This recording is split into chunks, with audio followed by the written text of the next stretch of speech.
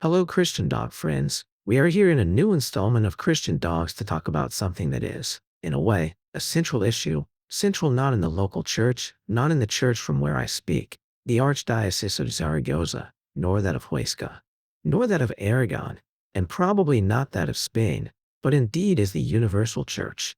We simply want to remind again the need for each diocese to be attentive to all the sensibilities expressed within the Catholic Church. In this case, we want to talk about the Latin Mass, the traditional Mass, trying to bring the expression and opinion of the National Catholic Register, which discusses the initial challenge faced by Pope Leo XIV regarding the restrictions imposed by Pope Francis on the traditional Latin Massachusetts.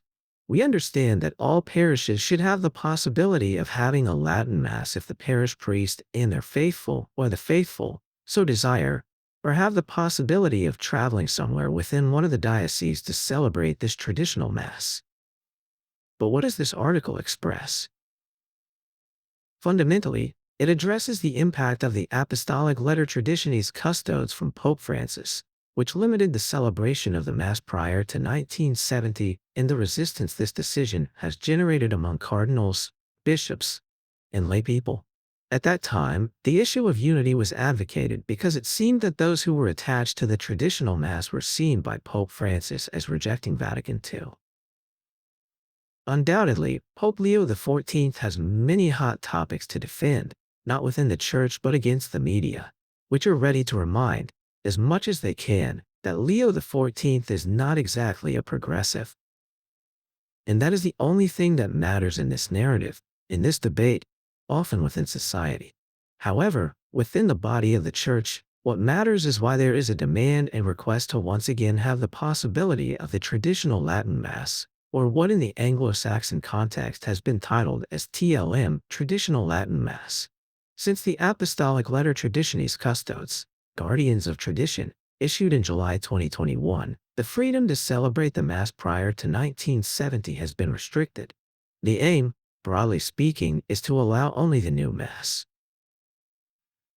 Previously, with Summorum Pontificum in 2007 by Pope Benedict XVI, any priest with a stable group of faithful attached to the older form of the Roman Rite could celebrate it without special permission. However, Traditionis Custodes abrogated Summorum Pontificum, requiring priests to obtain permission from their bishop and, since 2023, requiring bishops to obtain express approval from the Vatican to allow the traditional Latin Mass in their diocese. Other stipulations include not allowing the Old Mass in parish churches, forcing communities to celebrate it in gymnasiums or halls, prohibiting the formation of new traditional groups, and preventing newly ordained priests from celebrating the Old Massachusetts. When we talk about the Old Mass, it is the Mass celebrated by our parents and which also reflects the apostolic tradition within the worship that has been celebrated since the early centuries, the rite of the sacrifice of the Massachusetts. But what was the main argument for this decision? Pope Francis justified these measures to promote and safeguard the unity of the Church, arguing that the proliferation of the Latin Mass contributed to division. This is striking, to say the least. Some communities using the old rite to reject or challenge Vatican II and its liturgical reforms. It is important to recognize and know that Vatican II, being a doctrinal council, delved deeply into a comprehensive liturgical reform. Curiously, it not only focused on how the Church should integrate into society or enculturate in universality, but also quickly acted on the liturgy. Many cardinals and bishops have opposed these restrictions. They have stood up, not accepted, and not remained silent, considering them insensitive, unjust, and unnecessarily divisive, instead of unifying. Cardinal Gerhard Müller, former head of doctrine at the Vatican, called the decree harmful and unnecessary for the Church and requested that lifting the restrictions be one of the first acts of Pope Leo XIV. Cardinal William Goh of Singapore said he saw no reason to stop people who prefer the Tridental Mass, as they are not doing anything wrong or sinful. In fact, they are doing the same as their grandparents did. Archbishop Salvatore Cordileone of San Francisco stated that lifting the restrictions on the use of the 1962 Missal would be wonderful, healing, and unifying. And we must remember and add that this missal contains expressions that have been permanently present in the Catholic Church for centuries. Many consider that Traditionis Custodes has accentuated division, highlighted it, and forced us to realize that Vatican II introduced a liturgical reform subtly to transform the lives of Catholics. Today, we can find that there are few differences for people approaching the Eucharistic celebration, few differences with a Protestant, or rather, Anglican celebration. If we turn off the voice, we probably wouldn't be able to tell the difference. From the perspective of supporting these restrictions, Bishop Michael Martin of Charlotte, North Carolina, expressed his incomprehension of the use of Latin, arguing that it leads many of our faithful to simply drift away when they don't understand the language. For him, it introduces unacceptable trends, the rejection of the non-abuse of a Mass, and the creation of a division between those who have and those who do not, fostering an unacceptable clericalism and diminishing the role of the laity in the Massachusetts. But this argument fundamentally focuses on the Mass being a social, human element. And Bishop Michael Martin of Charlotte forgets that the Mass is an adoration of God, a reverence, a presence. But we perfectly understand that the change brought by Vatican II has been so profound for the entire celebration. Today, we no longer understand the Mass if we are not participating in a social, human, understandable event in language, without understanding that silence and adoration have no language. Latin is not for speaking to men, it is for speaking to God. Latin expresses a reality toward God, and those within the Mass worship and revere. But we perfectly understand that after 60 years of Vatican II, these arguments are neither accepted nor understood by cardinals and bishops trained in seminaries where Vatican II's reform was paramount. What options are available for Pope Leo XIV? Church experts and figures agree that the Pope needs to take some action instead of letting the situation continue as it is or as Pope Francis left it.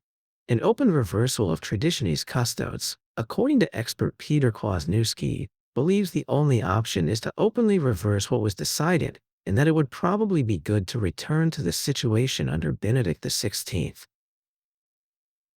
He suggests that, to save face, Pope Leo could issue a document clarifying or adjusting Traditionis Custodes, restoring authority to bishops to approve the traditional Mass and praising its benefits.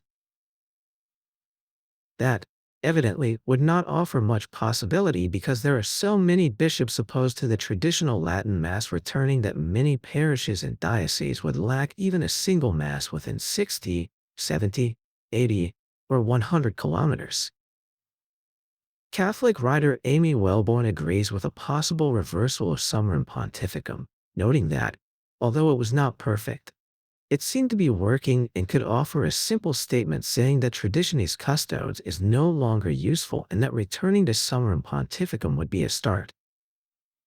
As you can see, there is controversy, and it is difficult to see how the Catholic Church can open itself again to the traditional Latin. Massachusetts Joseph Shaw, president of the Latin Mass Society of Great Britain, suggests a brief document that returns decision-making to bishops and allows all priests to celebrate the Old Mass in all churches.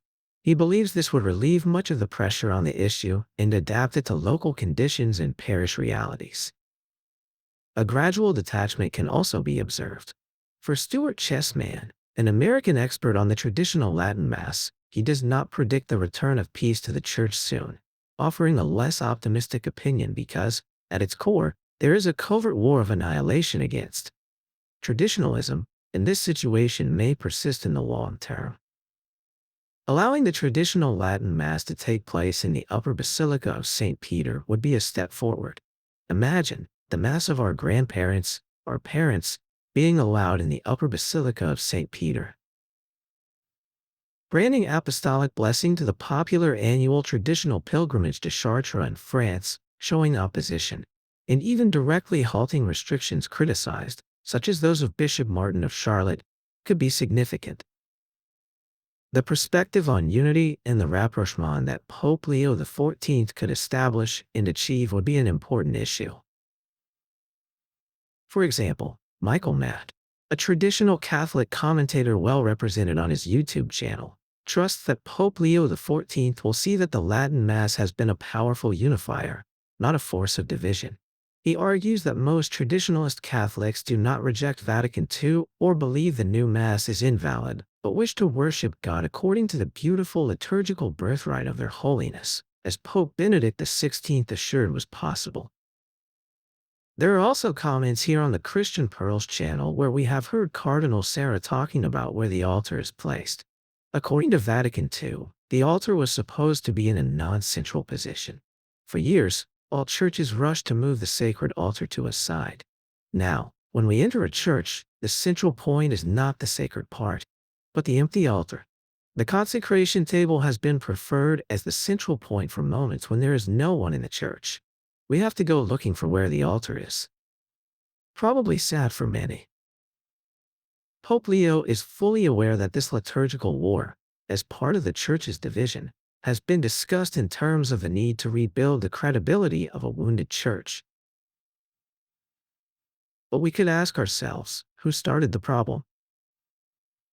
Probably the problem was started by the one who decisively prohibited the Latin Mass, the Mass of always, from being celebrated normally and routinely in dioceses and in those parishes where there was willingness from the laity and the priest. One or the other. The truth is that the context of Pope Francis's restrictions since Traditionis Custodes has been the trigger for this whole situation, and the response, especially in the United States, has been to foster the presence of the laity in those celebrations. But probably because they are increasingly seeking the truth, and the truth is adoration. Without God, without the adoration of God, the Catholic Church lives in a, let's say, partial way. Pope Francis always justified all his actions to promote and safeguard the unity of the Church, and yet in other matters, increasingly questionable and dubious issues have proliferated. Not only because of opinion, but because of argumentation from faith and reason. The laity will have to make their decisions. From here, from the Archdiocese of Zaragoza, from the Bishopric, it will have to be considered whether there could ever be a traditional Latin Mass, whether there could be a Mass where adoration is the center, the pinnacle. And since there are so many ways to celebrate Eucharist within Vatican II that accepts situations like charismatics, Neocatechumenals, Emmaus, all of them have ways of expressing their liturgy in accordance with Vatican II. And curiously, the traditional form of the Mass that has always existed and in which our parents and elders celebrated and longed for, we cannot even have as an option. On some occasion on this channel, we have recalled that during the time we lived in Ireland, there was that option 25 kilometers away to celebrate the Latin Massachusetts. The speaker never, ever attended because I probably wasn't aware of what was being offered, nor did I understand when, talking with a Catholic person about Pope Francis, they asked me a question, and when I answered, they kicked me out of their house. They kicked me out of their house because they considered that if I didn't know exactly what Pope Francis's negative actions were for the Catholic Church, I didn't deserve to be in their house. It was true, I had no idea, but many years have passed since then, and I can assure you that it's changed. So, this brief but comprehensive analysis from the National Catholic Register sheds light on what the traditional Latin Mass can contribute to all Catholics and, above all, to future generations to understand that the Mass is adoration, sacrifice, and presence before God Himself, which is crucial to understanding what our Catholic faith has always been. Until next time, bye.